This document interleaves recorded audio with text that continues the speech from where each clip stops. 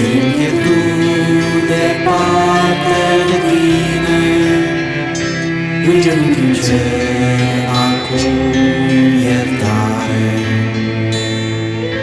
Doamne, ai milă de mine, aceasta-i rugăciunea mea. Doamne, ai milă de mine, eu vin acum la crucea Ta. Patimile toate mă înconjoară, pocăință nu